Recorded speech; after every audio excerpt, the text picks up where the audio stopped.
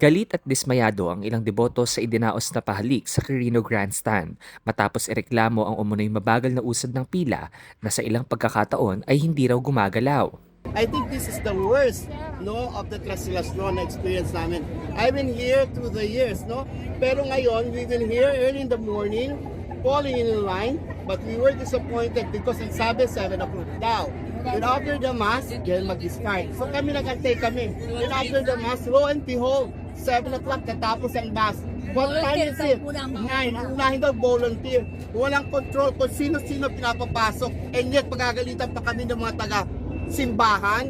Kayo na nga, magagalit pa kayo. Kasi hindi magagalit, umaga pa kami nandito. Kayo nga pumila. Kung may palit sila, sinasabi unahin yung PWD, regular, nakapila. Then so be it.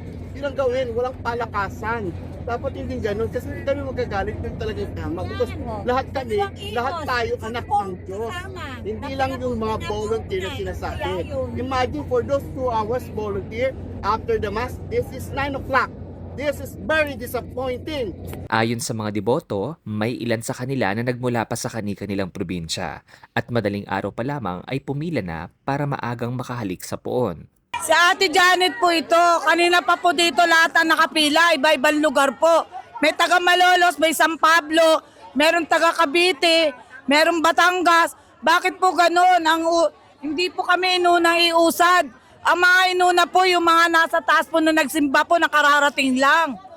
Kami po kanina pa. Ako po si Salve Puno. Taga-Palatiw po ako ng Pasig. Ngayon, kanina pa po kaming alas 6 ng umaga dito. Bakit po ganon? Biro mo, nagdala na nga ako ng upuan dahil yung aking balakang sumasakit na. Kung pwede ko lang ibato ang balakang ko sa kanila, gagawin ko. Sa hirap namin ito. Biro nyo, wala kaming kain. Walang tanghalian. Pag-ihi, hirap na hirap po kami. Sa aming pagtatanong, ipinaliwanag naman ng mga ihos na ang pahalik ay nagsimula eksakto alas 6 ng gabi, kasunod ng send of mass para sa mga volunteer ng traslasyon. Una umanong binuksan ng pahalik para sa mga volunteer bago tuluyang payagang pumila ang mga deboto. Ayun po, nag-iingay sila dahil kala po nila pinapapasok yung ibang tao. Daan po to para talaga sa mga balangay, sa iba pong taong simbahan, dito po pinapapasok. So ngayon siyempre pagod na sila, mainit na ulo, kala nila nagpapapasok po ng mga tao na papunta sa pahalik. No, pero po tundaan na to para sa mga taong simbahan po. Yan, sa mga volunteer po, sa police, yan po, sa firefighter, yan po yung mga daan. Para dun lang po. Okay sir, ano lang naman kasi dyan, kaya sila nagagalit, pumila sila simula umaga. Madaling araw, rather ganon. Kaya sila nagagalit, nakikita nila yung mga tao na pumapasok. Yung misa kasi yan, kaya tinawag na volunteer mass para sa mga volunteer. Bago magsimula yung pahalik. Kaya siyempre, hindi naman nila naiintindihan kahit anong paliwanag namin, nagagalit sila. Pero naiintindihan namin sila kung ba't sila galit. Kasi kala nila wala lang yun. Siyempre, pag hindi mo nang pinaliwanag, alangan namin isa-isa namin paliwanagan yan.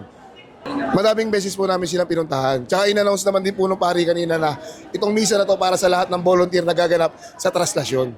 Ayun lang naman po yung side namin. Nakaantabay naman ang mga medics sa lugar kung sakaling may mangailangan ng agarang tulong medikal. Nandoon ang BFP, PNP at iba pang uniform personnel upang tiyakin ang seguridad at kaayusan ng mga deboto. At iyan ang pinakahuling update sa Pahalik 2026 mula rito sa Quirino Grandstand. Ako si Philbion para sa latest ng iNews Pilipinas. Balitang totoo, serbisyong tunay.